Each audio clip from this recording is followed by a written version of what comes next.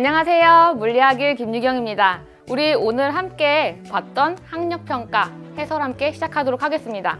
1번 그림부터 함께 같이 보고 문제를 읽어볼게요. 문제 함께 읽어보면은 그림은 보트가 점 P에서 점 Q까지 밑줄 한번 치고 가세요. 곡선 경로를 따라 운동하는 모습을 나타낸 것이다 라고 얘기하고 있습니다. 지금 P에서 이 Q까지의 이 경로가 이렇게 그림처럼 표현이 됐다는 얘기죠. 그러면 선생님이 빨간색으로 표시한 이 경로는 우리는 이동거리라고 부릅니다. 그 다음에 우리가 이제 물리학을 배우겠다라는 마음을 갖고 있다면 이 이동거리와 대칭되는 개념이 하나 있어요. 바로 변한 위치를 나타내는 변위. 변위는 처음 위치와 도착점의 위치에서 직선거리를 나타내죠. 이것을 변위 이렇게 표시를 해주면 곡선 경로이기 때문에 지금 이동거리와 변위 중에 둘 중에 누가 더 큰가요? 당연히 곡선인 이동거리가 훨씬 크겠죠. 이것이 지금 문제에서 첫 번째 제시된 조건입니다. 그 다음에 이동거리가 지금 실제로 봤던 이 경로가 곡선 경로이기 때문에 방향이 직진을 하지 않고 변하는 운동을 하고 있죠. 그래서 두 번째 얘기할 것은 방향이 변하는 운동이다라는 것.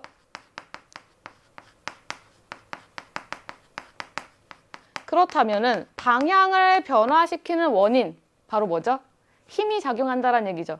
힘이 작용한다라는 것은 다시 얘기하면 가속도 운동이다 이렇게 얘기해 줄 수 있어요.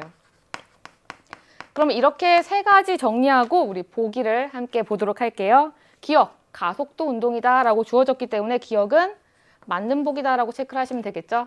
그 다음 니은의 운동 방향은 어떻다? 변한다 라고 되어 있어요.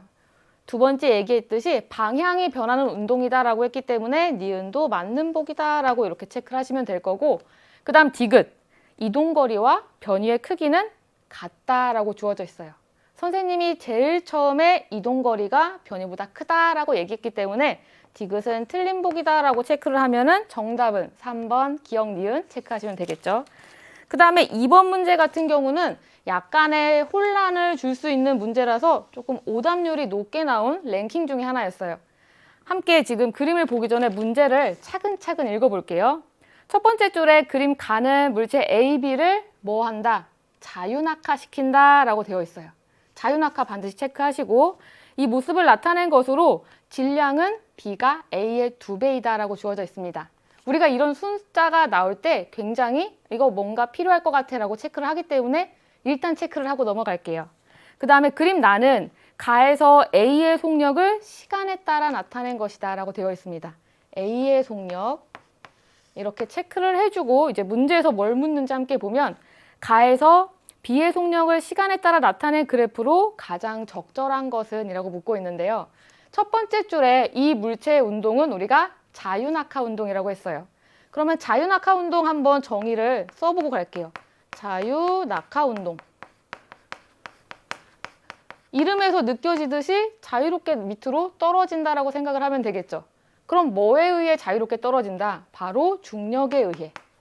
중력에 의해 지표면으로 떨어지는 운동. 낙하하는 운동이라고 쓸게요.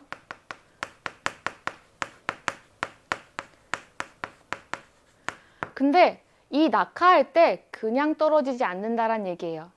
자유낙하 운동은 속력이 어떻게 변한다라고 정말 지난해 처음 물리를 시작할 때 통합과학의 물리 파트 가장 처음 할 때 강조했던 내용일 텐데 1초당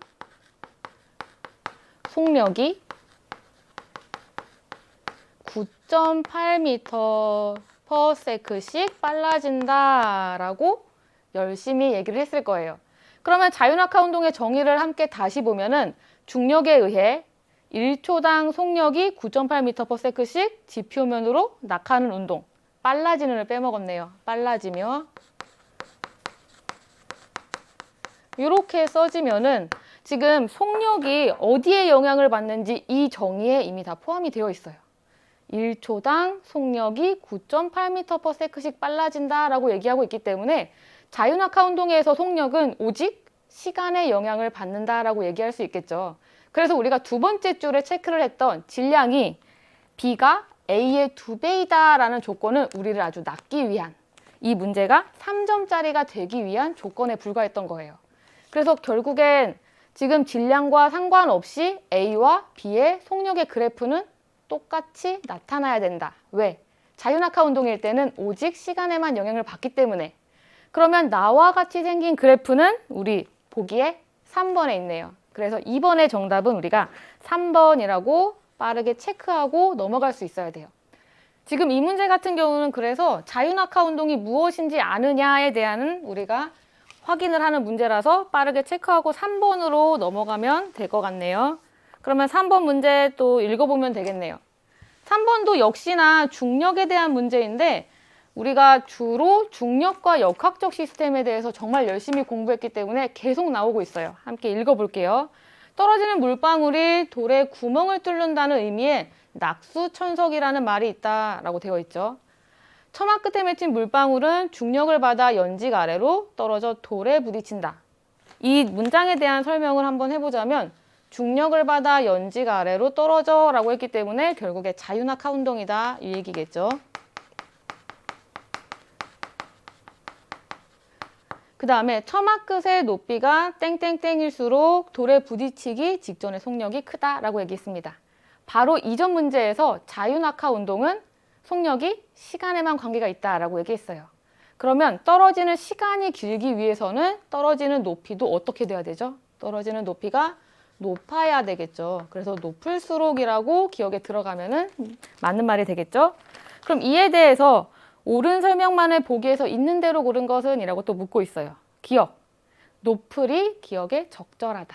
바로 얘기했기 때문에 맞는 복이다 체크하시면 되고, 그 다음 니은에 물방울에 작용하는 중력의 방향은 일정하다. 중력의 방향은 이 밑으로 낙하시키는 바로 연직 아래 방향이겠죠. 그래서 일정하다 니은도 맞는 복이다 체크하시면 되고, 디귿에 질량이 다른 두 물방울에 작용하는 중력의 크기가 같다라고 되어 있는데 중력의 크기 우리 두 글자로 얘기를 할 수 있는데 바로 무게라고 합니다. 그러면 질량이 다른 두 물체의 무게는 서로 같나요? 무게는 질량에 비례하는 값이다라고 우리가 열심히 공부를 했었죠. 결국에 질량이 다르다라는 것은 무게가 달라진다란 얘기. 그러면 같다를 고쳐줘야 되겠죠. 그래서 디귿이 틀린 복이야 라고 체크를 하면은 정답 4번의 기억 니은 체크하시면 되겠죠. 그 다음에 4번 문제는 아주 처음 나오는, 이게 웬일이야 쉽게 나오는 전자기 유도에 대한 문제예요. 먼저 전자기 유도에 대한 개념을 정리를 하고 갈게요. 우리가 물리학에서 이 전자기 그리고 앞에 역학이 양대산맥이라고 생각하면 되기 때문에 정말 수능에서도 출제가 될 수 있는, 실제로 이런 그림이 수능에 종종 많이 나온다라는 거 생각하시고 정리를 한번 해볼게요. 전자기 유도 현상. 무엇이냐라고 먼저를 생각해보면 자기장의 변화가 바로 유도 전류를 만든다라는 것이 기본이에요.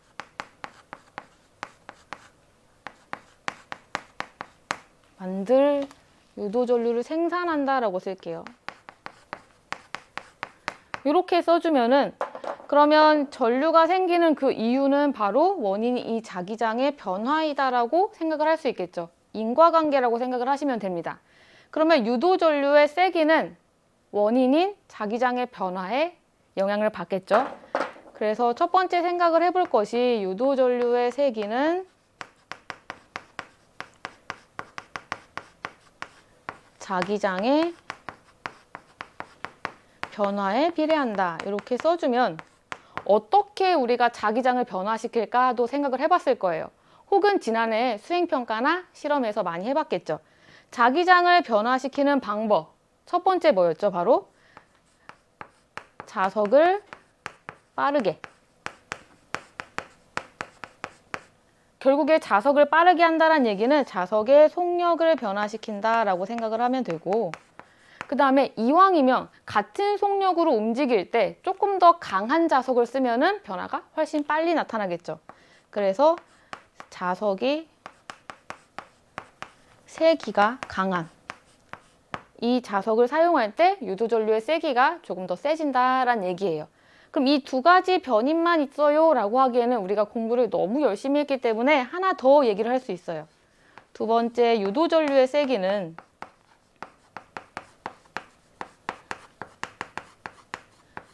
뭐에 영향이 있죠? 우리가 유도전류를 발생을 시킬 때 보통 솔레노이드 코일에 자석을 왔다 갔다 움직이면서 많이 했어요. 그때 이 코일의 변인, 바로 코일의 가문수에 영향을 받는다 해서 이 세 가지가 지금 유도전류의 세기에 영향을 주는 원인이 됩니다. 이걸 생각을 하고 그 다음에 실험 과정 함께 한번 살펴볼게요. 첫 번째 줄부터 하나하나 읽어보면은 실험 과정.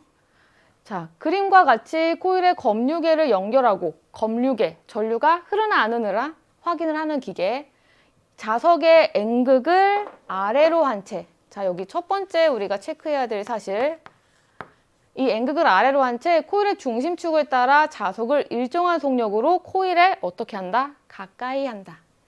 이 두 가지를 생각을 하면 되겠죠.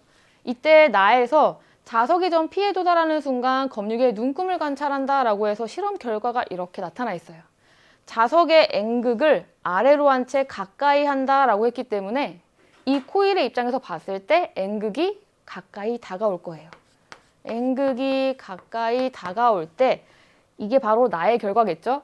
이때 눈금이 마이너스 방향으로 이동을 했다 라고 생각을 하시면 됩니다. 그러면 N극이 가까이일 때 마이너스라면 반대로 플러스는 N극이 멀어질 때 플러스 방향으로 눈금의 이 바늘이 움직인다라고 얘기를 하면 되겠죠. 그러면 이것과 똑같은 상황이 나타날 수 있는 경우는 뭐가 있죠? 바로 S극이 멀어질 때. 그 다음에 여기와 똑같은 상황은 S극이 가까워질 때. 그래서 지금 이 경우는 검류계 바늘이 이쪽 마이너스로 움직인 것은 바로 이 경우에 따라서이다 라는 것이 나의 결과이고 다해서 가해서와 기억을 한 후에 나를 반복한다 라고 하고 있습니다. 그러면 나와 다를 비교했을 때 차이를 한번 비교해봐라 이 얘기가 될 텐데 지금 바늘이 움직인 방향은 나와 똑같이 마이너스 방향으로 움직이고 있다라는 얘기예요. 그러면 이때 나는 어떻게 했느냐라는 것을 얘기를 하면 일단 다와 같이 나의 같이 N극을 가까이 하거나 혹은 S극을 멀리 했다라고 할 것이고 그 다음에 나와의 차이를 조금 비교를 한다면 바늘이 여기 한 칸을 전체를 갔느냐 한 칸을 가지 못했느냐 이 차이만 비교를 할 수 있겠죠. 그러면은 이 각도가 나타내는 것은 바로 얼마나 전류가 흐르는가를 보기 때문에 유도 전류의 세기다라고 얘기를 하면 이렇게 써주면 세기라고 써주면 결국에는 유도 전류가 나와 비교해서 조금 덜 흘렀다라고 얘기를 할 수 있겠죠. 그러면 우리가 아까 정리했던 내용을 적용을 해서 보기를 하나하나 체크를 해볼게요. 보기 기억부터 함께 보면은 기억부터 보기 전에 문제를 다시 읽어봐야 되겠네요. 기억에 들어갈 내용으로 적절한 것만을 보기에서 있는 대로 고른 것은 이라고 되어 있습니다. 그럼 기억부터 보면은 기억에 자석의 속력만 감소시킨 경우 자석을 천천히 움직였다라는 얘기예요. 그러면 자기장의 변화가 약해지기 때문에 결국에 유도전류의 세기가 약해져서 다와 같은 결과가 나올 수 있다라고 얘기를 할 수 있겠죠. 그래서 기억이 맞는 보기다라고 체크하시면 되고 그 다음 니은의 자석의 극만 반대로 바꾼 경우 만약에 자석의 극을 S극으로 바꾸고 그 다음에 똑같이 가까이 했다면 이 플러스 방향으로 움직여야 하는 것이 바로 니은 보기의 결과예요. 그래서 니은은 틀렸다 얘기하시면 되고 그 다음 디귿에 코일의 감은수만 2배로 바꿨다라고 했습니다. 많이 감으면 그만큼 유도전류가 많이 발생하겠죠. 그래서 이 각도가 원래보다 훨씬 커져야 된다라고 하기 때문에 디귿도 틀렸다라고 체크를 하면 정답은 1번에 기억 하나 체크해 주시면 됩니다. 이 개념이 굉장히 자주 출제되기 때문에 반드시 기억하고 혹시라도 정리가 잘 안 됐다라고 생각이 되면은 한 번 더 복습하고 다시 한번 풀어보면 좋을 것 같습니다. 그러면 그 다음 문제 5번 이번에 송전 과정에 대한 얘기가 잠깐 나와 있어요. 송전 과정은 전기를 보낸다라는 의미예요. 지금 발전소에서 변전소를 거쳐서 우리 가정까지 전류를 보내는 과정, 그걸 나타내는데 함께 읽어볼게요. 발전소에서 변전소를 거쳐 일정한 전력을 송전할 때 송전 전압을 높이면 송전선에 흐르는 전류의 세기는 땡땡하고 라고 나와 있습니다. 그럼 우리가 가장 첫 번째 봐야 될 거 바로 전력이라는 이 개념이 나왔어요. 전력. 전력은 우리가 열심히 아마 2학기 기말쯤 공부를 했을 거예요. 전력은 일단 기호를 P를 쓰겠죠. 이 값은 전압과 전류의 세기에 비례한다라고 얘기를 합니다. 이때 처음에 우리가 발전소에서 보내준 전력량은 일정해요. 이 상황에서 송전 전압을 지금 높여준다라고 얘기를 하고 있어요. 그러면 곱의 이 결과가 일정한데 하나가 값이 커지면 자연스럽게 전류의 세기는 줄어들어야 되겠죠. 그래서 첫 번째 전류의 세기는 기억에 감소하고 이렇게 들어가면 맞겠네요. 그 다음에 송전선에서 발생하는 열로 인한 손실 전력은 땡땡한다. 여러분 우리 열심히 인강 듣고 열심히 게임을 하다 보면은 우리의 핸드폰은 아주 따끈따끈해져요. 따끈따끈해졌다. 바로 전류가 흐르기 때문에 열이 발생했다 이 얘기예요. 그러면 발생하는 열은 앞에서 전류의 세기가 감소했다라고 했기 때문에 어떻게 되죠? 무슨 얘기냐면 우리가 핸드폰을 조금 덜 사용했다라는 얘기예요. 핸드폰을 평소보다 덜 사용하면 우리의 핸드폰은 덜 따뜻하겠죠. 그래서 열로 인한 손실 전력은 감소한다. 핸드폰의 온도가 내려간다와 같은 얘기 이렇게 써질 거고, 그 다음에 송전선에 흐르는 전류의 세기가 일정할 때 송전선의 저항값이 어떨수록 손실 전력은 크다. 손실 전력이다란 무슨 얘기냐? 내가 원하는 데 전력을 쓰지 못하고 엉뚱하게 소비되었다라는 의미예요. 그러면 저항의 역할이 방해한다는 뜻이겠죠. 이 방해꾼이 점점 셀수록 손실이 더 많이 되겠죠. 그래서 디귿의 저항값이 클수록 손실 전력은 크다라고 이렇게 기억, 니은, 디귿 그대로 체크를 해주면 지금 정답이 1번이다 라고 체크를 할 수 있겠네요. 우리 실생활에 대한 문제니까 이거는 조금 빠르게 해봅시다. 그 다음 6번 문제, 이번에는 물질과 전자기장이랑 조금 연결이 된 지금 반도체에 대한 얘기가 나와 있어요. 반도체에서 기억 체크되어 있어서 함께 읽어보면은 반도체를 이용한 유기발광 다이오드 OLED는 휘어지는 영상 표시 장치에 활용될 수 있다라고 하고 있습니다. 반도체, 가장 대표적인 반도체가 규소, SI죠. 그럼 반도체가 뭔지 한번 생각을 해보면 분필이 여기 있네요. 반도체, 그냥 규소와 같은 순수한 물질로서 반도체도 있지만 우리는 실제로 무엇인가를 섞어서 도핑을 해서 주로 사용을 합니다. 그래서 물질을 첨가해서 전기 저항을 변화시켜서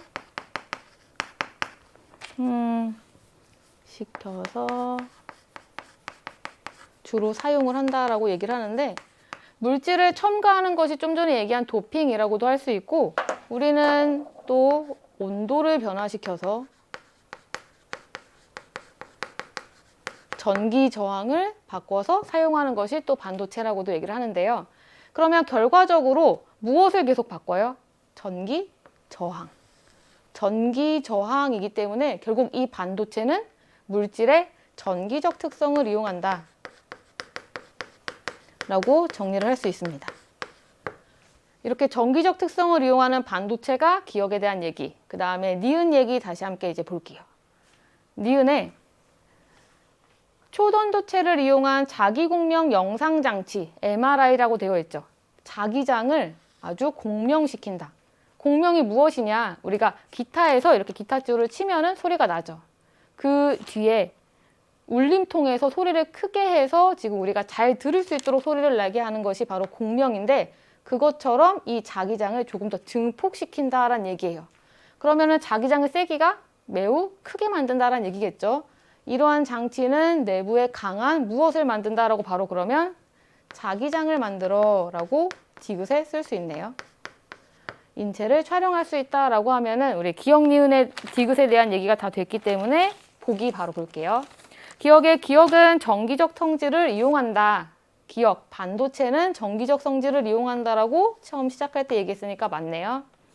그 다음 니은에 니은, 초전도체죠. 초전도체는 특정 온도 이하에서 저항값이 0이 된다. 우리는 이것을 초전도 현상이라고 부르는데 이것도 맞는 복이다 체크하시면 되고, 그 다음 디귿의 자기장으로 쓰면은 디귿으로 적절하다라고 해서 디귿도 맞는 복이다 체크하면은 기억, 니은, 디귿이다 라고 체크하시면 됩니다. 그 다음에 7번, 이번에 발전 방식에 대한 얘기가 나와 있어요. 우리가 많은 발전 방식을 배웠는데 그 중에 3가지에 대해서만 묻고 있네요. 문제 함께 읽어보면은 표는 발전 방식 ABC에 대한 자료이다. ABC는 각각 화력 발전, 뭔지 모르지만 그 다음에 태양광 발전, 태양광이라고 얘는 다 쓸게요. 그 다음에 풍력 발전 중 하나이다. 이렇게 3가지가 지금 A, B, C 중에 있는데 표를 보고 판단하다라는 얘기예요. 이 중에서 이 태양광이 아주 특별한 친구예요. 우리가 지금까지 학습한 모든 발전은 전자기 유도 현상을 반드시 필요로 합니다. 전자기 유도 현상을 쓴다라는 것이 바로 터빈을 돌린다라는 얘기예요. 근데 유일하게 이 태양광만 전자기 유도 현상을 이용하지 않아요. 유도 활용하지 않는다. 그래서 항상 이 태양광이라는 발전이 문제에 자주 제시되는 이유가 보기를 만들기가 너무 쉽다는 얘기죠. 그럼 위에 A, B, C를 한번 구분을 해보기 전에 바로 2번째 줄에 당장 나와 있네요.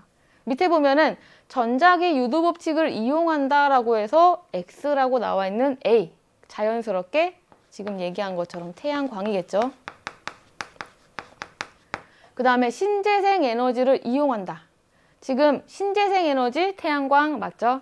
그 다음에 B에 들어갈 게 뭔지 모르겠지만 C도 똑같이 신재생 에너지다라고 주어져 있어요. 그러면 신재생 에너지, 화력과 풍력 중에 바로 풍력이다 이렇게 써주면 되고, 신재생 에너지가 아니고 터빈을 돌리는 B는 바로 화력이다. 이렇게 결정이 되고 보기를 보면 되겠죠. 기억에 A는 태양광 발전이다. 맞는 보기 체크하시면 되고, 그 다음 니은에 B는 발전 과정에서 터빈을 돌린다. 터빈을 돌린다. 바로 전자기 유도 법칙을 이용한다. 둘이 거의 같은 의미다라고 생각하시면 되고, 그 다음 디귿에 C, 풍력의 발전량은 바람이 많이 불어서 그로 인해서 터빈을 돌려서 전기를 만드는 것이기 때문에 날씨와 관계없이 일정하다. 이 말은 틀린 얘기죠. 바람이 많이 부는 날일수록 전기 생산량이 많아진다라고 되기 때문에 디귿이 틀렸다라고 체크를 하시면 정답 3번 체크하시면 됩니다. 그 다음에 8번, 요새 가장 핫한 이슈 중 하나인 수소에 대한 얘기입니다. 연료전지 수소에 대한 얘기 함께 신문기사로 접해서 한번 읽어볼게요. 땡땡시는 2025년까지 친환경 수소버스를 1000대를 보급하고 수소 충전소 11곳을 구축할 예정이다 라고 하고 있죠. 그래서 이제 그림이 나와 있고, 기업, 연료전지를 사용한 수소버스는 기존의 화석연료를 이용한 버스보다 에너지 효율이 실제 30에서 50% 정도 높다라고 합니다. 그럼 니은에 들어갈 말 바로 높다 써주면 될 거고, 그 다음에 주행할 때 버스의 연료전지 내부에 수소와 산소가 결합하여 생성물 뭐만 만든다. 바로 우리는 물만 생산한다 라고 알고 있죠. 이렇게 물만 배출하기 때문에 친환경적이다 라고 얘기를 합니다. 그러면 이에 대한 옳은 설명 기억, 니은, 디귿 체크를 하면 기억에, 기억은 연료전지는 화학에너지를 전기에너지로 전환한다. 맞죠? 그 다음 니은에, 니은은 낮고가 적절하다라고 되어 있는데 실제로 선생님이 높고라고 얘기를 했기 때문에 니은이 틀렸다 체크하시면 되고, 그 다음 디귿에 디귿은 물이다. 수소와 산소가 결합한 물이다. 이것이 맞는 복이다 체크하시면, 기억 디귿 체크하면 정답 4번이다 체크하시면 되겠네요. 그 다음에 9번 문제, 이번에는 조금 물리학 1에 가까운 문제예요. 지금까지는 우리가 통합과학을 열심히 했느냐, 정말 성실하게 방학을 보냈느냐 이런 느낌이었다면 이제는 그렇다면 우리 물리 좀 공부해볼까? 라는 생각으로 접하시면 될 것 같아요. 지금 그림만 보지 말고 한번 문제를 조금 읽어볼게요. 그림은 이 레일을 위에 한 점에 가만히 놓은 물체가 레일의 빗면 구간 A, 그 다음에 곡선 구간 B, 그 다음 수평 구간 C를 따라 운동하는 모습을 나타낸 것이다 라고 되어 있습니다. 각각이 지금 A, B, C가 어떤 운동을 하는지 생각을 해보자라는 얘기인데, A부터 한번 생각을 해볼게요. 이 빗면에 따라 내려오는 이유는 어떤 힘에 의해 내려오죠? 바로 중력에 의해. 중력에 의해서 내려오는데 경로가 선생님이 예쁘게 그린 것처럼 직선 경로를 제대로 따라오고 있어요. 그러면 방향은 우선 변할까요? 직선은 방향이 일정하다 얘기죠. 그 방향이 일정한 운동을 하고 중력에 의해 내려오고 있기 때문에 속력이 점점 빨라지고 있어요. 우리는 사실 알고 있어요. 속력이 일정하게 빨라지고 있다는 거. 그러면 이것은 속력이 밑에 표에서 우리는 변하냐 일정하냐만 보기 때문에 변함 요거만 써주면 되겠죠. 그래도 조금 더 개념 정리를 하고 싶다라고 하면은 일정하게 증가한다. 이렇게 체크하시면 되겠죠. 그 다음에 B 구간. 이번에는 운동 방향이 이 곡선에 따라 그대로 가기 때문에 방향이 일정하지 않고 아까 처음 얘기했던 것처럼 1번 문제처럼 방향이 변하는 운동을 하고 있어요. 그 다음에 속력도 역시 중력에 따라 내려오고 있기 때문에 속력도 변한다. 이렇게 써줄 수가 있고 그 다음 C. 이번에는 어때요? 지금 운동 방향이 그대로 직선, 이 수평면을 따라서 계속 갈 것이고 지금 중력에 의해서 속력이 변하는 것이 아니라 이 지점부터 계속 같은 속력으로 우리는 운동한다라고 얘기를 합니다. 그러면 방향도 일정하고 그 다음에 속력도 일정하다라고 써줄 수가 있겠죠. 이것이 일단 우리가 문제를 푸는 기본적인 얘기인데 우리는 이것을 바로 3월에 이번 몇 주 동안 배웠어요. 어떤 운동인지 방향과 속력이 모두 일정한 운동. 우리는 세 글자 바로 등속도 운동이라고 얘기를 합니다. 그 다음에 B 같은 경우 방향이 변하고 속력이 모두 변한다. 이러한 운동은 우리가 가속도 운동.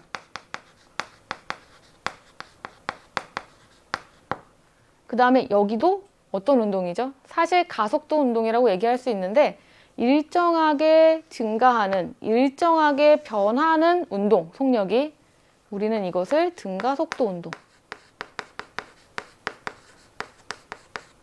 이렇게 운동을 분류를 할 수가 있어요. 운동을 분류하고 그 다음에 열심히 올해 문제를 풀어보면 되겠죠. 그럼 분류 기준에 따라서 지금 1, 2, 3, 4에 이 A, B, C를 넣어라 라고 하고 있어요. 그러면 차례대로 쓰면 C에 A에 B다. 이렇게 체크를 하시면 되겠죠. 그대로 맞춰서. 그러면 우리 9번의 정답 바로 3번이라고 체크하시면 됩니다. 그 다음에 10번 문제 조금 헷갈렸는지 많은 친구들이 어려워했는데요.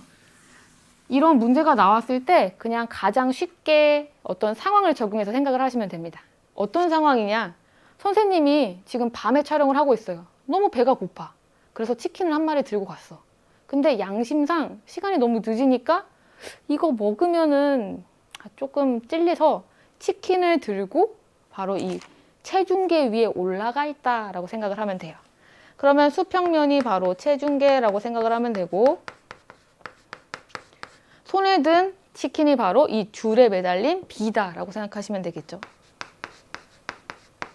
그 다음에 이 차가 치킨을 들고 있는 선생님, 바로 유경T 이렇게 써놓을게요. 이렇게 쓰고 보기 하나하나 같이 또 읽어볼게요. 기억부터 함께 보면은 A가 줄을 당기는 힘의 크기는 B의 무게보다 작다라고 되어 있는데 선생님이 정한 대로 한번 읽어볼게요. 유경 선생님이 치킨을 들고 있는 힘은 치킨의 무게보다 작다. 선생님이 1kg짜리 치킨을 들고 있으면 당연히 그 힘과 치킨의 무게가 같아야 되겠죠. 그러면 기억은 어떻게 고쳐준다? 작다 대신에 같다 이렇게 고쳐줘야 되겠죠. 그럼 기억은 틀렸습니다 라고 체크를 하시면 되고 그 다음 니은에 수평면이 A에 작용하는 힘의 크기는 A의 무게보다 크다라고 하고 있어요. 만약에 치킨이 1kg짜리고 선생님의 체중은 꿈의 몸무게 48kg라고 해볼게요. 그러면 체중계에 눈금이 몇이라고 나오죠? 바로 49kg이라고 나올 거예요. 맞나요? 이 49kg에 중력가속도 G를 곱하면 우리는 그것을 무게라고 얘기를 했어요. 맞아요? 선생님과 치킨의 합한 무게. 이것을 그대로 이 수평면인 체중계가 밑에서 받쳐줘야 우리는 밑으로 꺼지지 않고 정지해 있겠죠. 그러면 여기 니은복이 맞나요? 선생님의 무게만 있는 것이 아니라 선생님의 무게와 치킨의 무게가 포함되어야 된다라고 해서 크다라고 나온 것이 맞겠죠. 그래서 여기 프린트 시험지에 맞게 고쳐준다면 수평면이 A에 작용하는 힘의 크기는 A와 B의 무게와 같다. 이렇게 써줘야 돼서 뒤에 A의 무게보다 크다 이 말이 정답이 되겠죠. 그 다음에 디귿에 줄이 B를 당기는 힘과 B에 작용하는 중력은 작용-반작용 관계이다. 이게 정말 헷갈릴 것 같지만 자주 나와요. 그래서 찬찬히 써볼게요. 작용-반작용이 뭔가요? 내가 힘을 주면 상대방도 나도 똑같이 힘을 준다. 그래서 문자로 표현을 하면 A가 B에 작용하는 힘, 이것이 바로 작용이라면 B가 A에 작용하는 힘, 이걸 우리는 반작용이다 라고 얘기를 합니다. 그러면 한눈에 이렇게 써면 보이겠죠? A가 어디에? 바로 B에 작용하는 힘, 이게 작용이면 B가 A에 작용하는 힘이다. 이렇게 결국에 주어와 목적어가 서로 뒤바뀌어야 우리는 작용과 반작용의 관계다라고 얘기를 할 수 있어요. 보통 그래서 이것을 생략하고 종종 얘기하곤 하지만 실제로 지금 보기에서 B에 작용하는 중력이라고 나왔죠? 이것을 이런 작용-반작용의 형태로 고쳐준다면 지구가 B를 잡아당기는 힘 이렇게 써줄 수 있다는 얘기예요. 이게 작용-반작용이라면 지금 디귿 보기는 작용-반작용이야 라고 우리를 낚기 위한 새로운 보기죠. 관계를 좀 쓰자면 A가 B에 작용하는 힘, 이것이 지금 디귿 보기의 앞쪽에 나온 얘기고 그 다음에 뒤에 얘기는 C가 B에 작용하는 힘, 이런 형식으로 지구가 B를 당기는 힘이라고 나온 거예요. 그럼 이 경우는 지금 A가 B에 작용하는 힘과 똑같이 문자로 표시를 하면은 C가 B에 작용하는 힘 이렇게 표시가 되겠죠. 근데 A와 C가 다르기 때문에 여기를 별표라고 이렇게 체크를 해 놓을게요. 그러면 이 경우는 지금 우리는 무슨 관계예요? 얘기를 하냐면 바로 힘의 평형이다 라고 합니다. 힘의 평형은 지금 본 것처럼 작용점이 하나이다 라는 거. 그래서 이게 굉장히 중요한 게 우리가 나중에 합력이란 것을 열심히 구할 거예요. 이렇게 작용점이 하나일 때만 합력을 구할 수 있다는 걸 생각을 하고 이 작용-반작용과 힘의 평형을 헷갈리지 않도록 보통 작용-반작용에 대한 문제를 이렇게 출제를 할 때 한 디귿 보기쯤에 우리가 힘의 평형을 섞어놓고 작용-반작용이야 라고 낚는 경우가 종종 있어요. 이렇게 색깔로 혹은 모양으로 표시를 해가면서 자신만의 문제를 푸는 스킬을 좀 키워줬으면 좋겠어요. 이것은 통합과학에서 끝나는 문제가 아니기 때문에 우리 오답률이 높은 문제이지만 반드시 정리 좀 하고 넘어가야 된다. 안 되면은 다른 인강을 한 번 더 들어줘야 된다는 거 확인하시고, 그러면 디귿 우리 줄이 B를 당기는 힘과 B에 작용하는 중력은 작용-반작용이 아니라 이렇게 힘의 평형으로 고쳐줘야 되기 때문에 디귿을 틀렸다라고 얘기를 하시면 정답은 니은 하나다라는 것. 이 개념 반드시 정리를 해주시면 좋을 것 같아요. 그 다음에 이제 11번 문제 다시 오랜만에 전자기학 얘기가 나왔어요. 물질과 전자기장 얘기. 함께 또 읽어볼게요. 문제를 보면은 그림은 수소기체 방정관에서 밑줄 쳐야 되겠네요.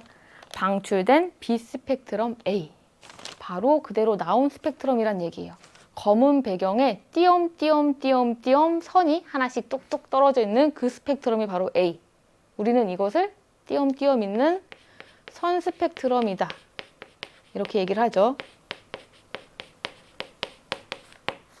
그 다음에 A와 고온의 광원에서 방출되어 고온, 에너지가 막 넘치는 그런 광원에서 방출이 됐는데 누구를 지난다? 바로 저온의 기체 X, 온도가 낮은, 에너지가 작은 기체를 지난다는 얘기예요. 그럼 에너지가 막 넘치고 한쪽은 막 에너지가 막 없어. 그러면 에너지가 없는 쪽으로 이렇게 에너지가 넘어갈 수 있겠죠. 그래서 통과한 빛의 무슨 스펙트럼이다? 바로 흡수 스펙트럼이다 라고 나와 있어요. 무슨 말이냐? 이 고온의 광원에서 X로 에너지를 빛의 형태로 흡수당했다, 뺏겼다라는 얘기예요. 그럼 이 X에 있는 특별한 기체의 이 선에 해당하는 것만 이렇게 뺏어가고 전체를 뜯어가지 못해서 중간중간 띄엄띄엄 검은 구멍처럼 이제 검은 선이 나타나는 것이 바로 우리 흡수 스펙트럼 이렇게 얘기를 하죠. 이렇게 두 가지를 보고 그 다음에 아름답게 점선으로 체크를 해줬어요. 이 A의 선이 B에 포함되어 있느냐를 체크를 하라는 얘기예요. 이거 그대로 밑에 포함되어 있고 그 다음 요거도 그대로 포함되어 있고 그 다음 얘도 그대로 얘도 그대로. 그러면 A라는 기체는 이 B 안에 일부 포함되어 있다. 이렇게 표시를 해주면 아주 문제 풀기 수월하겠죠. 그럼 보기에 역시 옳은 것을 찾아라 라고 되어 있어서 하나하나 읽어보면은 기억에 A는 연속 스펙트럼이다. 검은 배경에 띠가 띄엄띄엄 있기 때문에 우리는 선 스펙트럼이라고 했죠. 연속되지 않았다라고 해야 되니까 기억이 틀렸다 체크하시면 되고 그 다음 니은에 X는 특정 파장의 빛만 흡수한다.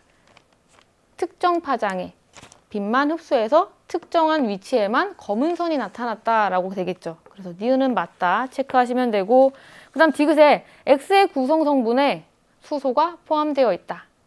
지금 보면은 A의 이 선의 위치를 B와 비교했을 때 다 포함되어 있다라고 얘기를 했기 때문에 X에 포함되어 있다라고 얘기를 하면은 디귿은 맞다 이렇게 체크하시면 되겠죠. 이 A 기체라는 것이 위에 수소 기체 방정관에 있는 수소란 얘기고 B 기체라는 것이 바로 X를 뜻해요. 그래서 다시 정확하게 쓰자면 수소가 X에 포함되어 있다 이렇게 얘기하면 조금 더 정확하겠죠. 이래서 정답은 몇 번이냐 하면은 바로 5번이다 체크해 주시면 됩니다. 그 다음에 이제 12번 문제예요. 벌써 많이 달려온 것 같네요. 12번 문제는 원자로를 보니까 핵융합 아니고 바로 핵분열 발전 얘기하겠죠. 그럼 그림 가는 핵발전소의 모습을 라고 나타내 있고 그 다음 나는 손잡이를 열심히 돌려서 뭐 한다? 발전하는 간이 발전기의 모습을 나타냈다라고 하고 있어서 우리 잠깐 에너지 전환 과정 한번 써보고 갈게요. 이 원자로 안에 있는 핵에서 핵에 에너지가 있을 거예요. 이때 우라늄을 쪼개면서 열 에너지의 형태로 에너지가 전환이 되겠죠. 이 열 에너지는 바로 여기 밑에 발전기에서 터빈을 돌려요. 그럼 터빈에 운동 에너지다라고 써줄 거고 그럼 이 운동 에너지는 무엇이 되냐? 바로 전기가 된다. 전기가 됐다란 얘기는 다시 얘기하면은 이 과정에서 뭐가 있었냐? 전자기 유도 현상. 이렇게 되는 과정이 가. 그 다음에 나 같은 경우는 열심히 손을 직접 운동을 한다라고 했기 때문에 운동 에너지가 바로 빛을 만들어서 전기 에너지가 되었다. 그러면 우리가 터빈을 돌리는 과정과 똑같기 때문에 여기도 바로 전자기 유도가 있었다. 이렇게 써주고 보기 그대로 읽어볼게요. 지금 가나의 발전 과정으로 옳은 설명만을 보기에서 있는 대로 고른 것은 이라고 되어 있죠. 기억부터 보면은 가에서 방사성 폐기물이 발생한다. 우라늄을 작게 쪼개기 때문에 방사성 폐기물을 방출하는 것이 맞겠죠. 그 다음 니은에 가의 원자로에서 핵융합 반응이 일어난다.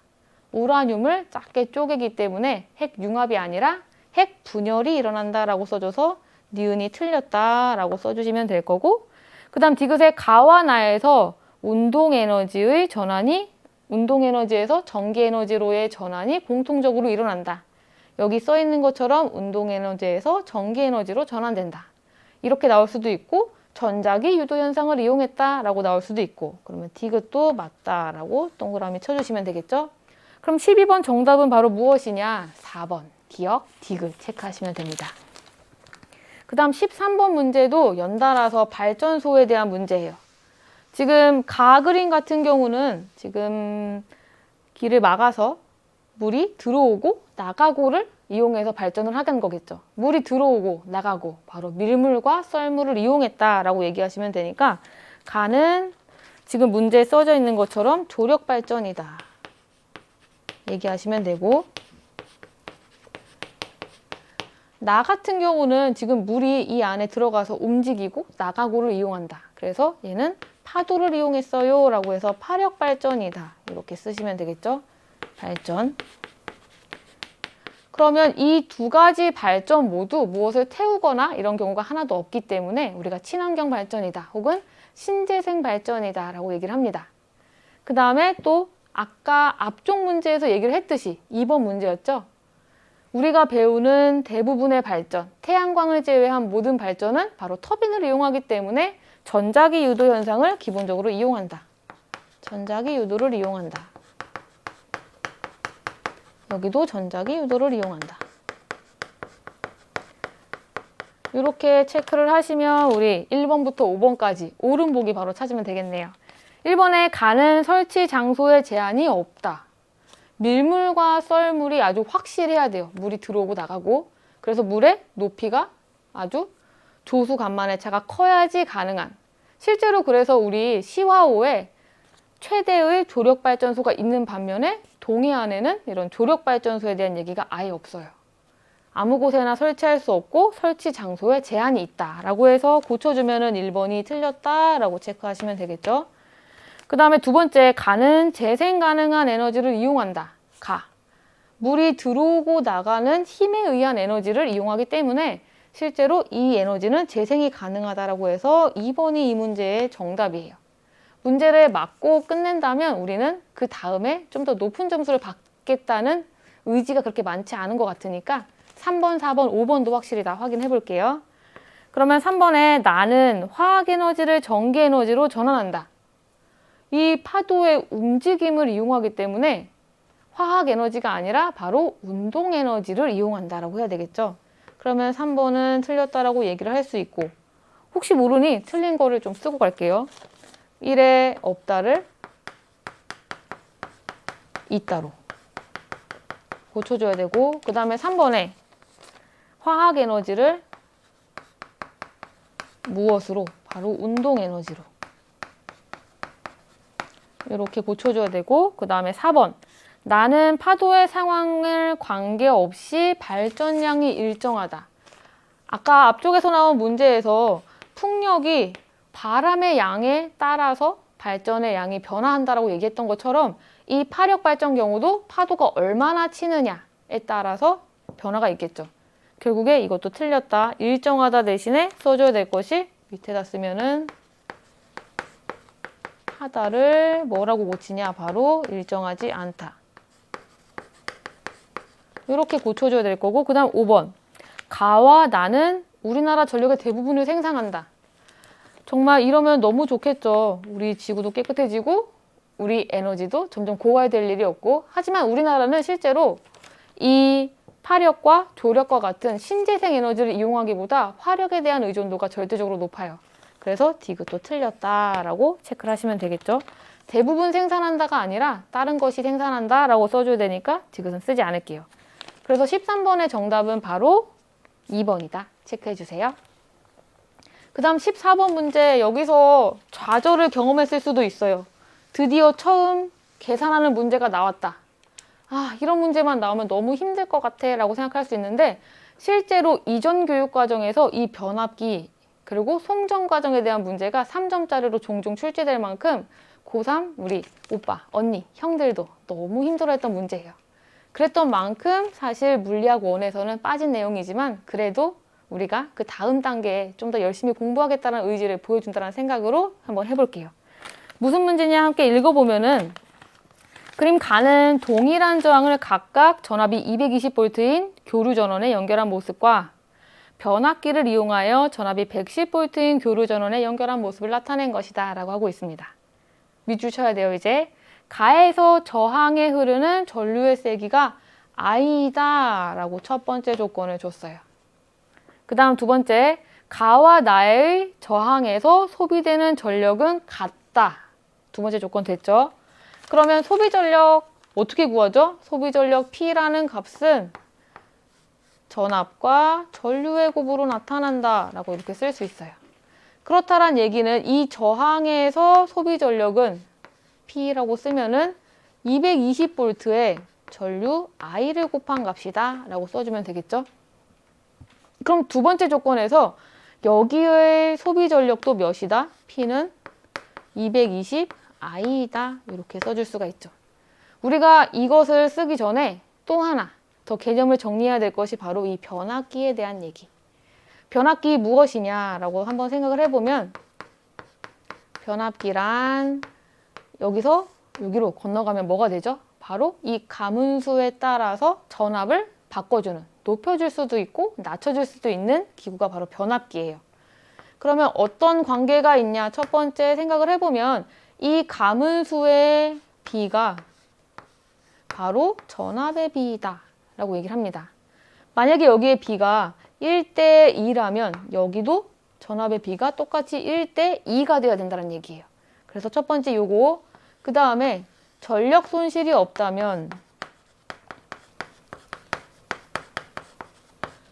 문제에 주어지는 이게 기본 조건이라고 생각을 하시면 됩니다. 이때 바로 무엇이냐? 전력이 그러면 일정해야 되겠죠. 전력이 좀 전에 얘기한 VI겠죠. 요 두 가지를 생각하고 옆에 조금 더 눈에 확 보일 수 있는 표를 한번 그려볼게요. 우리가 전압이 처음 들어가는 쪽에 이 코일을 1차 코일이라고 보통 얘기를 합니다. 그 다음에 이제 출력되어 나오는 이 가문수가 많은 이쪽을 우리는 2차 코일이라고 불러요. 그럼 1차 코일과 2차 코일에 먼저 가문수의 비를 그림으로 분석을 해야 되겠죠. 선생님이 열심히 세봤더니 1차 코일은 6번을 감았고 2차 코일에는 12번을 감았더라고요. 그럼 이거 약분을 하면 몇 대 몇이라고 쓸 수 있죠? 바로 1대 2다 이렇게 쓸 수 있어요. 그럼 좀 전에 얘기한 것처럼 변압기의 조건을 생각을 하면은 가문수와 전압은 비례하기 때문에 전압의 비도 1대 2가 돼야 된다 이렇게 쓸 수 있겠죠. 그 다음에 그것에 따라서 전류가 결정이 될 것이고 그 다음에 문제의 첫 번째 주어졌던 그 조건을 한번 생각을 해보면 전력이 몇이라고 얘기했죠? 가와 동일하다라고 얘기했기 때문에 여기도 220I다 이렇게 써줘야 된다는 얘기예요. 됐나요? 220I. 그러면 선생님이 얘기한 것처럼 1차에서 2차로 넘어갈 때 전력 손실이 없어요 라고 문제 실제로 주어져 있어요. 그럼 당연하게 1차 코일의 전력도 220I야 이렇게 써줄 수가 있을 거고 그 다음 변압기에 아주 예쁘게 1차 코일의 전압이 나와 있어요. 110V라고 이렇게 되어 있죠. 그럼 바로 옆에 어떻게 채워져요?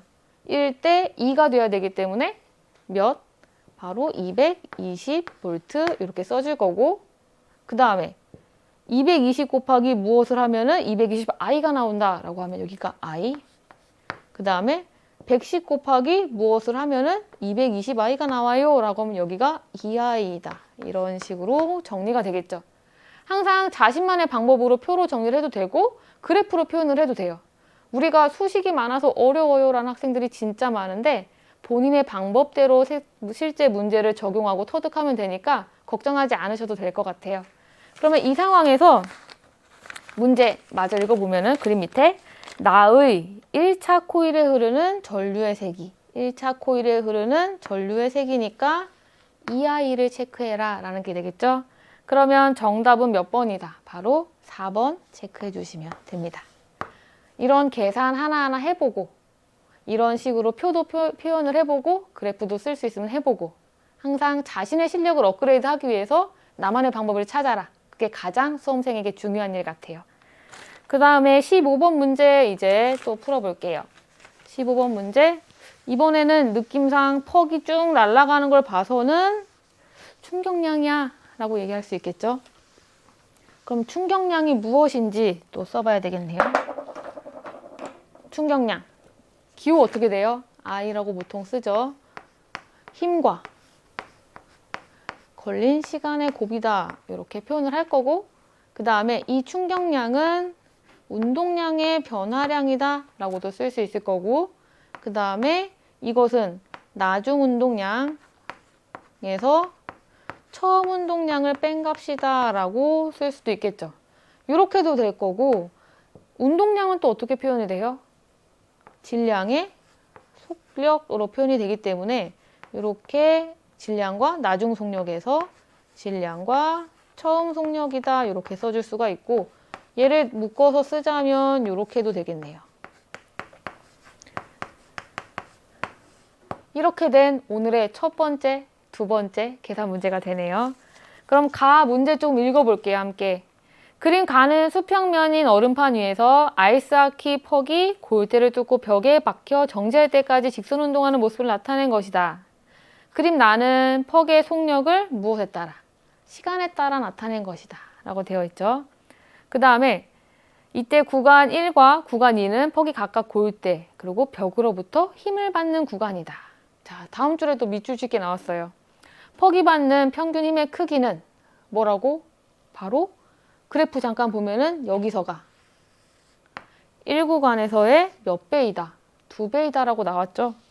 그럼 우리는 여기서 받는 힘이 우리가 F를 쓰니까 F2 이렇게 표시를 하고, 여기서 받는 힘은 F1이다 이렇게 쓸게요. 그러면 첫 번째 조건에 해당하는 걸 밑에다 한번 쓰고 넘어가면은 1번 조건 바로 어떻게 되죠? F1이라는 값은 무엇이냐? F2에 여기에 2배가 붙는다 라는 것이 문제에서 주어진 조건이에요. 그 다음에 이 그래프가 속력과 시간의 그래프다 라고 나와 있어요. 맞죠? 그러면 이 식을 이용해서 옆에다가 찬찬히 써보면, 봅시다. 첫 번째 F1이라는 값은 어떻게 돼요? 바로 F1이라는 값이라고 쓰면 안 되겠어요. I라고 써야겠네요. 첫 번째, 이렇게 쓰면 너무 헷갈릴 것 같으니까 위에 나눠서 가. 이렇게 쓰면 0에서 2t 사이일 때 I를 우리는 F1과 시간이 2t 이렇게 주어졌어요. 이렇게 쓰면은 첫 번째에 해당하는 식이 되겠죠. 이것만 주어진 것이 아니라 바로 나에서 그래프가 속력과 시간의 관계로 주어졌기 때문에 우리는 이 마지막으로 구할 수가 있어요. 지금 문제에서 지금 같은 물체에 대한 운동량을 구하고 있기 때문에 우리는 질량 M을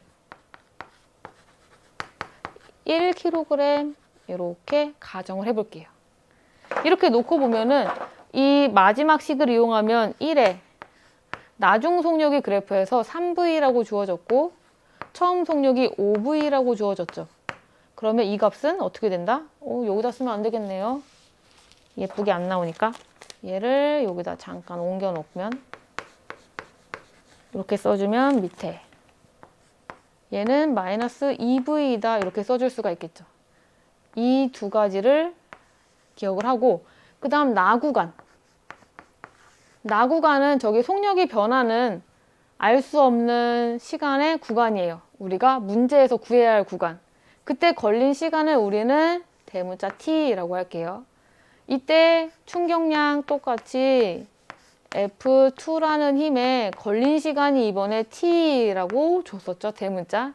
이 시간 동안 질량은 1kg이고 속도는 나중 속력 0, 처음 속력 3V이다. 이렇게 주어지면은 이 값은 마이너스 3V이다. 이렇게 써주면 되겠죠. 그럼 여기 가와 나에서 마지막 정리를 조금 해볼게요. 마지막 여기 정리가 되면은 F1이라는 값은 F1 곱하기 T라는 값은 마이너스 V이다. 이렇게 써주면 되고, 두 번째 F2라는 값은 여기에 T를 곱했을 때 마이너스 3V이다. 이렇게 써주면, 너무 자리가 부족하기 때문에 좀 지우고 갈게요. 여기 싹 다 지우면 이제 식이 몇 개 남지 않아요. 요 2개씩, 그 다음에 아까 첫 번째 조건식이 남죠. 그대로 한번 이제 얘기를 해보면 두 번째 이 식에다 그대로 넣어볼게요. F2의 T라는 것은 마이너스 3의 V가 이 값이다 라고 써주면 되겠죠. F1의 T이다. 그러면 여기 지우고 그대로 가면 그러면 F2T라는 것은 3 이거 또 빼먹었네요. 선생님 자꾸 이 플러스 마이너스가 너무 어려워요. 이렇게 될 거고 이게 두 번째 식이 되겠죠. 그럼 이 상황에서 아까 첫 번째 식 쓴 거 있죠. 바로 이 값이 무엇이다. 이 F1이다 라고 했던 식. 여기에 그럼 T를 곱하면 3F1은 T다 이렇게 써주면 결과적으로 약분하면은 T는 2분의 3T이다. 소문자 T. 이렇게 계산이 되겠죠. 그래서 15번의 정답은 무엇이냐. 퍽이 벽과 충돌한 순간부터 정지할 때까지 걸린 시간을 물어서 우리가 지금 열심히 구한 이 대문자 T를 얘기하고 있는 거예요. 그러면 정답은 5번이다. 체크하시면 되겠죠. 그래서 이 문제는 그래프를 먼저 뭐를 쓸까 해석을 해야 되고 충격량이라고 주어져서 충격량 이 식에만 너무 몰두할 것이 아니라 충격량과 운동량의 변화량이 같다라는 걸 이용해서 이 운동량의 변화량을 이 그래프에서 찾아서 해결하자라는 것이 바로 이 문제의 요지였습니다. 이렇게 차근차근씩 한번 써보시고 오답률이 높았던 문제였던 만큼 한 번 더 필기하고 정리하는 습관 좀 길어주시면 될 것 같고 이제 16번 문제 조금 쉬어간다라는 생각으로 다시 한번 풀어볼게요. 16번 같은 경우는 지금 태양에너지에 지금 대해서 학생이 조사했다라고 나와 있습니다. 그래서 태양에너지는 어떻게 생성이 되고 이걸 어떻게 활용을 했느냐에 대한 것이 지금 16번 문제인데 16번 문제 조금 보기부터 읽기 전에 위에를 함께 볼게요. 태양에너지의 생성해왔고 기억, 수소 원자핵 4개가 수소, 원자번호 1번에 해당하는 원소죠. 이 원소가 헬륨 원자핵 1개가 되는 반응이라고 되어 있습니다. 헬륨은 원자번호 2번. 그러면 가벼운 원소가 무거운 원소가 되었다라고 얘기를 하고 있기 때문에 이것은 핵 커졌으니까 융합이다. 이렇게 써주면 되겠죠. 이렇게 돼서 이렇게 에너지가 생긴다라는 것이 첫 번째 문장의 내용이고 두 번째 지구에서 태양에너지의 전환 사례라고 나와 있어요. 이 태양에너지에 따뜻한 열을 이용해서 우리가 그 열로 터빈을 돌려서 전기를 만드는 바로 이 과정은 지금 태양열 발전이에요. 태양열 발전도 운동에너지에서 전기에너지로 에너지가 전환되기 때문에 바로 전자기 유도 현상을 이용한다. 이렇게 디귿 과정을 써주면 되고 그 다음에 태양광 발전이라고 되어 있고 니은의 에너지에서 전기 에너지가 된다라고 얘기하고 있습니다. 태양광, 빛광을 썼다는 얘기죠. 그래서 니은의 빛에너지를 태양광 발전으로 전기 에너지로 만들었다라고 해서 니은에 들어갈 것은 빛 에너지다 이렇게 써주면 되겠죠. 그럼 기억, 니은, 딕은 역시 보기를 체크를 해볼게요. 기억, 핵융합 반응이다. 쓴 것대로 기억은 맞겠네요. 그 다음 니은은 빛에너지다. 이것도 맞다 체크하시면 되고 그 다음에 디귿, 풍력 발전은 디귿으로 적절하다. 똑같이 그 바람개비 날개를 돌리고 그 안에 있는 터빈이 회전을 하면서 전기 에너지가 생산된다. 바로 전자기 유도 현상을 똑같이 이용했다라고 하기 때문에 디귿도 맞다. 이렇게 체크하시면서 잠깐 쉬어간다라고 생각하시면 되겠네요. 그래서 정답은 몇 번이에요? 이번에 5번 체크하시면 되죠. 그 다음에 이제 17번 문제 다시 돌아왔어요. 뭐로? 중력에 의한 역학적 시스템. 정말 물리학은 중력, 이 힘을 너무 좋아하는 것 같아요. 버릴 수 없는 아주 매력적인 아이죠. 17번 같이 조금 읽어볼게요. 그림과 같이 물체 A를 어떻게 한다? 가만히 두었다. 체크해야 되겠죠. A를 가만히 두어서 누군가에 의해서 이렇게 밑으로 떨어지는 운동. 바로 우리는 자유낙하 운동이라고 열심히 했어요. 그러면 그 누군가는 바로 누구? 이게 바로 중력에 의해서. 중력에 의해서 자유낙하 운동하는 것이 A야 라고 얘기하면 되겠죠. 그 다음 줄 이때 같은 순간 같은 높이에서 물체 B를 어디로? 수평 방향으로 던진다라고 하고 있어요. 수평 방향으로 던진 공의 운동은 어떻다라고 우리 학습했죠? 수평 방향으로는 바로 속력이 계속 같은, 방향도 계속 같은 등속 직선 운동 한다라고 얘기를 하고 있어요. 그 다음에 수평으로 던졌지만 어쨌든 이 공은 중력이 있는 지구 위에 있어요. 그러면 중력에 의해서 연직 방향 운동은 자유낙하 운동을 한다. 이러한 운동을 하는 것이 수평으로 던진 공의 운동이야 라고 얘기를 하고 있죠. 그래서 실제로 이 수평으로 던진 공 B를 이 방향에서 라이트를 켜고 그림자를 그대로 촬영을 하면 A와 같은 위치를 그대로 같은 시간에 찍고 있다 라고 얘기를 한다는 거예요. 그러면 이렇게 주어져 있고 그 다음에 각각의 경로를 따라 운동하여 수평선 PQ를 통과했다. 같은 높이를 통과했다를 얘기해보자 라는 얘기겠죠. 그 다음 이때 또 줄 쳐야 돼요. P에서 B의 수평 방향 속력과 연직 방향 속력이 같다 라고 나와 있어요. 수평 방향 속력과 연직 방향 속력 얘기할 때 좀 전에 얘기한 이것이 중요하네요. 수평 방향으로는 이 B의 속력이 항상 같다라고 지금 얘기하는 것이 바로 이 등속 직선 운동이에요. 무슨 말이냐? 이 B는 이 P에서도 속력 V로 운동을 할 거고 Q에서도 속력이 V로 이렇게 수평 방향으로 운동을 할 거예요. 근데 하필 P에서는 연직 방향으로 속력이 수평 방향과 같다라고 문제에 주어져 있어요. 그러면 여기도 속력이 무엇이냐? V이다. 이렇게 쓸 수가 있겠죠. 그러면 이 B와 A는 똑같이 연직 방향으로 자유낙하 운동을 하고 있기 때문에 이 물체의 질량과 상관없이 바로 공을 놓은 그 시간과만 관계 있는 속도의 변화를 갖겠죠. 그러면 P에서 A의 속력도 무엇이다라고 우린 얘기한다? 같은 높이에 있기 때문에 똑같이 V다. B와 같은 속력이다 라고 얘기할 수 있어요. 그럼 이렇게 P에서 A의 속력은 V이다 라고 주어진 조건이 바로 지금까지 한 얘기. 그 다음 이제 문장 마지막 다 달려왔네요. 두 번째 조건 잘 체크해야 돼요. A의 속력 Q에서가 P에서의 몇 배? 바로 2배이다. 이거 체크하시면 여기 속력 몇이 나오죠? P에서의 속력이 V였는데 이 값에 2배를 갖는다 이렇게 나왔으니까 Q에서 A의 속력은 2V다 이렇게 쓸 수 있겠죠. 그러면 문제에서 당연히 물었죠. Q에서 A의 속력은 그러면 우리는 2V예요 라고 얘기하면 되겠네요. 정답 그러면 2번 체크해 주시면 됩니다. 그 다음에 18번 이제 문제 함께 볼게요.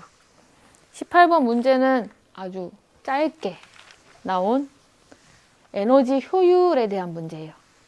우리가 이것을 다시 공부를 안 할 것 같지만 물리학 1에서는 열역학이란 파트에서 열 에너지 효율, 열 효율 이런 식으로 또 한 번은 다루게 돼요.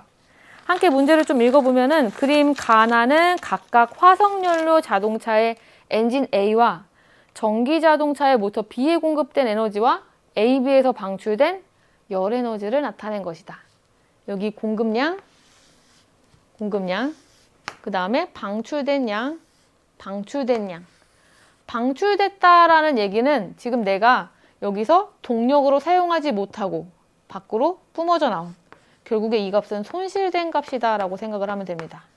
이렇게 문제에 나와 있고 그 다음에 AB에 공급된 에너지는 모두 운동 에너지와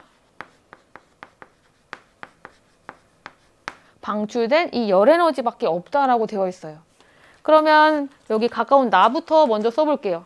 처음에 공급한 에너지양 이것이 22제로 이렇게 주어진 거예요. 근데 이때 밖으로 내보낸 양이 82제로라고 했고 이 22제로라는 값은 운동을 하거나 밖으로 내보낸 것밖에 없다라고 했기 때문에 운동 에너지 실제 바퀴를 굴리면서 한 일의 양은 몇이다라고 쓸 수 있죠? 바로 12E0이다 이렇게 쓸 수 있어요. 이것이 우리가 구하고자 하는 한 일의 양 W가 되겠죠. 그 다음에 가에서도 똑같이 생각을 하면은 32제로라는 에너지를 공급을 해서 밖으로 내보낸 것, 그것이 21E0. 그러면 자연스럽게 우리가 일하는 데 쓴 에너지는 몇이다 라고 쓸 수 있죠. 바로 30에서 21E0 이것을 뺀 값이니까 몇이에요? 9겠죠? 9E0이다 라고 하면 되죠. 그러면 우리가 각각 가와 나에서 한 일의 양을 구했어요. 그럼 우리는 이제 에너지 효율식을 한번 쓰고 가볼까요? 에너지 효율. 우리가 문자로 소문자 E를 많이 사용을 합니다. 이 에너지 효율은 우리가 공급한 에너지를 보통 Q1이라고 많이 표현을 해요. 옆에다가 똑같이 써주면 공급한 에너지.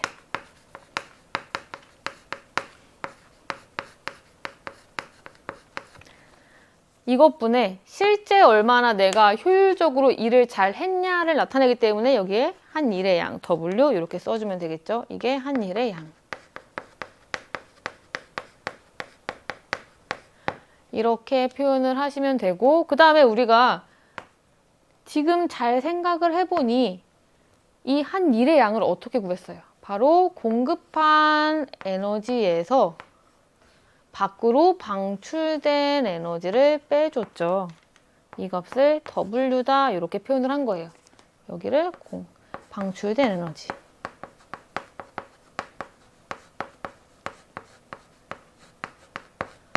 그러면 이 식을 살짝 조작을 할 수 있겠네요. W 대신에 바로 이 값을 써주면 이렇게 표현이 될 거고, 우리는 이것을 나눠서 표현을 하면은 1-Q2 나누기 Q1이다 이렇게 써주면 되겠죠. 그러면 여기에서 이렇게 에너지 효율식 한번 정리를 했고, 그럼 우리가 원하는 그 문제의 답을 한번 찾아봐야 되겠네요. 문제 마지막에 보면은 A, B의 에너지 효율이 각각 EA, 그 다음에 EB이다 라고 주어져 있고, 각각의 구해서 B를 구해보자 라고 되어 있어요.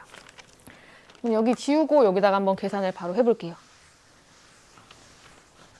먼저 EA부터 써보면은 이 값은 전체 공급한 에너지 몇이었죠? 32 제로. 그 다음 실제 한 일, 운동 에너지의 크기는 9, 2 제로. 이렇게 써주면 약분을 하고 나면은 10분의 3이라는 값이 나와요. 이 말은 무슨 말이냐? 바로 에너지 효율이 30%다 라는 얘기예요. 그 다음에 B에서 똑같이 구하면 전체 공급한 에너지가 22제로인데 이때 실제 한 일의 양은 12E0이다. 실제 운동 에너지가 12E0라는 얘기.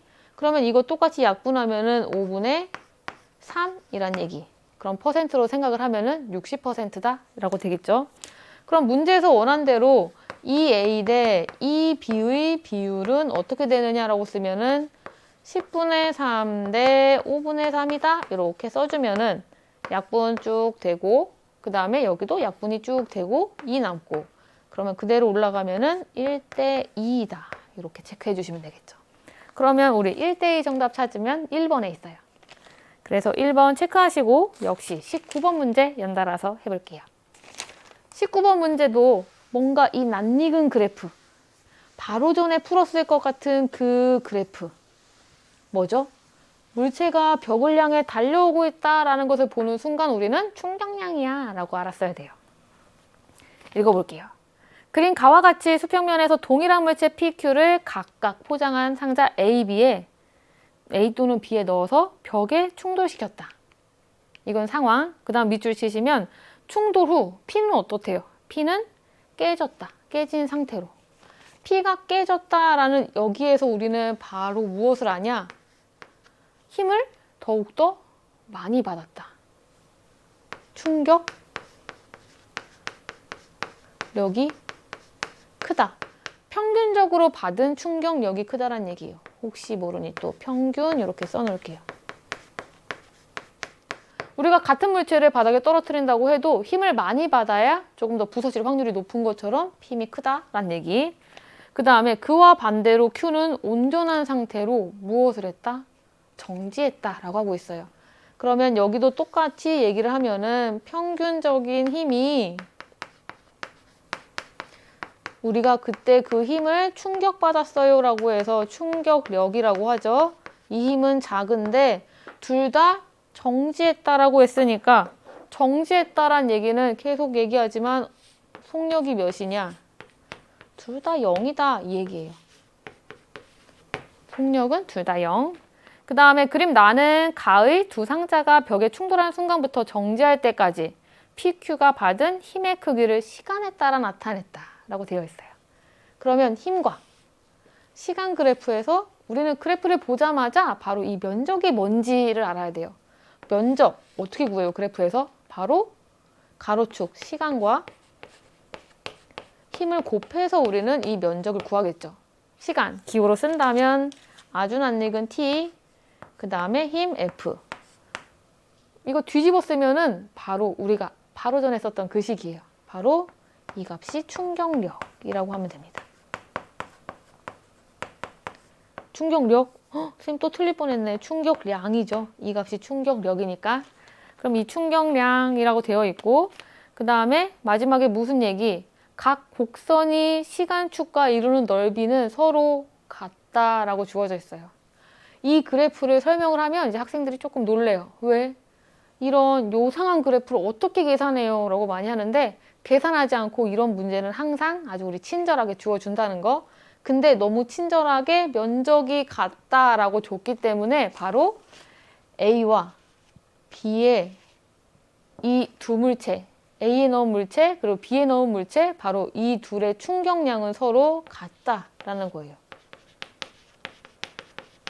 충격량이 같다라고 그냥 써주면 이렇게 알아보겠죠. 충격량은 같다. 그럼 이제 우리 문제에 정말 많은 조건들이 주어졌는데 이 문제를 보면서 항상 처음이니까 우리는 개념을 한 번씩 써보면 참 좋겠죠. 아까 썼던 개념 다시 생각하면 충격량이라는 것은 혹시 문자가 너무 어려워요 라고 할까봐 이번에는 다 한국말로 써볼게요. 충격량은 운동량의 변화량 이렇게 쓸 수 있어요.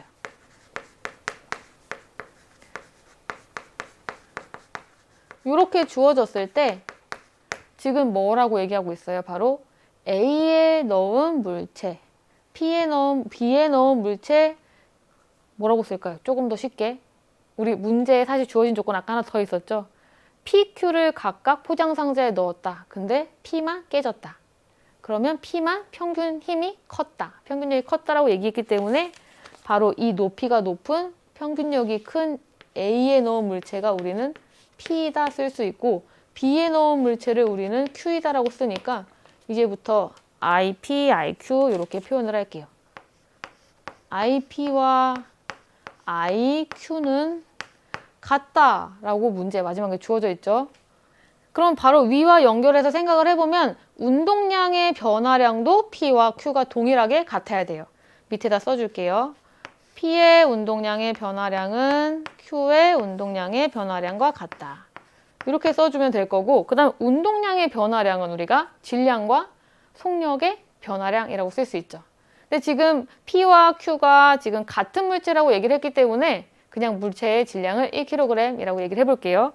그러면 옆에다 잠깐 쓰고 넘어갈게요. 원래 운동량의 변화량은 M의 나중 속력에서 처음 속력을 뺀 값이다 라고 주어지는데 우리는 여기에 M은 1kg이다 라고 가정하자라는 얘기예요. 그러면 자연스럽게 델타 P라는 I는 나중 속력과 처음 속력의 차이이다 라고 계산이 되겠죠. 그러면 이 상황에서 다시 원래대로 운동량을 비교하는 운동량의 변화량을 비교하는 쪽으로 다시 가볼게요. 좀 전에 얘기한 것처럼 질량이 계속 1이라면 P의 나중 속력에서 P의 처음 속력을 뺀 값은 Q의 나중 속력에서 Q의 처음 속력을 뺀 값이다 라고 얘기할 수 있나요? 근데 문제에 우리 주어진 조건이 있었어요. 또 바로 충돌하여 정지했다 라고 하고 있죠.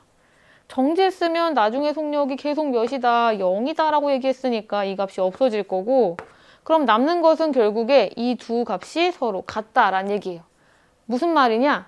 지금 P와 Q를 처음에 같은 속력으로 던져서 벽에 충돌을 시켰는데 무슨 일인지, 박스에 무슨 차이가 있었는지 P만 깨졌다. P만 더 힘을 많이 받았다는 얘기. 바로 이게 지금 이 문제 전체에 대한 해석이에요. 그러면 19번에 이렇게 해석이 끝났으면 보기를 하나하나 보면 되겠죠. 자, 기억부터 함께 보면은 충돌하는 동안 P와 Q가 받은 충격량의 크기는 같다라고 면적에서부터 얘기를 하고 있어요. 여기에 기억이 맞다라는 의미가 포함이 되어 있고, 그 다음 니은에 벽과 충돌하기 직전 물체의 속력은 P가 Q보다 크다라고 되어 있는데 실제 둘의 값은 같아요 라고 계산을 해냈죠. 그러면은 니은은 틀렸다라고 하시면 되고, 그 다음 디귿에 B에 넣은 물체는 Q이다 라고 되어 있는데 우리 그래프에 B에 넣은 물체는 Q이다 라고 체크를 했죠. 그러면 정답은 디귿이 맞다라고 체크되면 기억 디귿이 포함된 3번 체크하시면 됩니다. 이 문제가 사실 조금 어려웠던 것 같아요. 실제로 정말 오답률이 높을 것처럼 풀이만 봐도 이게 뭔 소리야 라고 하고 싶죠. 하지만 올해 우리 곧 중간고사에 이 범위가 나올 예정이니까 열심히 공부 많이 하시고 이제 마지막 20번 문제 함께 풀어볼게요. 20번 문제는 보통은 어렵다라고 느낄 수 있는데 다행이라고 해야 될까요? 조금 단순하게 나왔어요. 일단 물체 AB가 실로 연결되어 있는 상황에서 같이 10N의 힘을 줘서 지금 잡아당기고 있는 상황이에요. 이 상황에서 어느 순간 문제를 읽어보면은 2초일 때 실을 뚝 끊었다라고 되어 있어요. 그리고 이제 문제에 함께 그래도 봐야 되겠죠. 읽어보면서 뭐가 중요한지 체크해야 되니까. 20번에 그린 가와 같이 수평면에서 정지한 물체 AB를 실로 연결하고 B의 수평 방향으로 크기가 10N의 힘을 계속 작용하였다라고 하고 있어요. 그 다음에 여기 밑줄을 꼭 쳐주세요. A와 B는 함께 어떤 운동, 바로 등가속도, 직선 운동을 하다가 몇 초? 2초일 때 실이 끊어졌다. 그 다음에 그림 나는 누구의 속력이라고 나와 있죠? 역시 밑줄 잘 치면 바로 B의 속력이다 라고 나와 있어요. 이렇게 체크를 하고 문제에서 원하는 것은 바로 A의 질량이겠죠? 그러면 이 앞에 같은 경우 0에서 2초 사이 누가 운동해요? 실에 의해서 A와 B가 함께 연결되어 있기 때문에 둘이 동시에 운동한다 라고 생각을 하시면 돼요. A와 B가 함께 운동하는 구간이 바로 0에서 2초. 그 다음 B의 속력을 나타냈는데 2초가 지난 후 A를 쭉 끊어냈기 때문에 B 혼자 운동한다. 그래서 여기는 B 혼자 운동할 때가 바로 이 그래프다 라고 생각을 하시고 시간에 따라 나눠서 조금 계산을 해볼게요. 첫 번째 바로 0에서 2초 사이. 0에서 2초 사이에 가속도가 어떻게 돼요? 가속도 어떻게 구해요? 라고 물으면 주어진 조건 이용해서 구해야 되겠죠. 바로 여기 그래프의 기울기로 구하자라는 얘기. 기울기가 어떻게 될까요? 시간 2초 동안 바로 속력이 4m/s 빨라졌다라고 체크를 하면 2m/s의 제곱이다 라고 우리는 가속도를 구할 수 있겠죠. 그러면 자 볼까요? A와 B의 총 R자 힘이 10N이다 라고 지금 그림에 주어져 있어요. 10N의 힘으로 잡아당기니까. 그리고 마지막에 마찰과 공기저항도 없다라고 했으니까 이 10N이 저 물체를 잡아당기는데 다 썼다란 얘기예요. 그럼 이 10N이 질량이 MA, A의 질량 MA라고 쓰고 B의 질량 MB 이렇게 쓰면 이 두 물체의 가속도 2m/s로 움직이게 했다라고 써줄 수가 있겠죠. 그 다음 두 번째, 이번에는 우리 2에서 4초 사이를 구해야 될 텐데 이때도 B를 똑같이 10N의 힘으로 작용을 하여서 당기고 있는 상황이에요. 근데 이때는 이번에 누구? 바로 B 혼자만 어떤 가속도의 크기로 움직이고 있겠죠. 그러면 당연히 이 그래프에 돌아가서 여기도 가속도를 한번 구해주면은 여기의 가속도는 2초 동안 속도가 자그만치 4에서 14로 변했다. 속도의 변화가 10이니까 바로 5m/s의 제곱이야. 이렇게 써주면 이 가속도를 여기다 써주면 되겠죠. 그러면 여기 바로 2초에서 4초 구간에서 우리는 MB가 몇 2kg이라고 구할 수가 있고 2kg 그대로 대입을 해서 구하면 A는 몇이에요? 3kg이다. 이렇게 구할 수가 있습니다.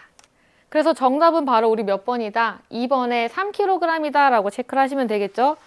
우리가 이번 모의고사 열심히 풀면서 아, 물리가 뭐야? 물리가 이렇게 어렵나? 아니, 물리가 이렇게 쉬웠나? 많은 생각이 들었을 거고 이렇게 물리를 선택했다는 것에 자부심을 좀 가졌으면 좋겠는데요. 우리가 지금 푼 것에 개념이 조금 부족하다 싶을 때는 우리 개념 완성 강의가 있으니까 꼭 함께 하셨으면 좋겠어요. 이번 강의도 너무 열심히 들어서 고생 많았습니다.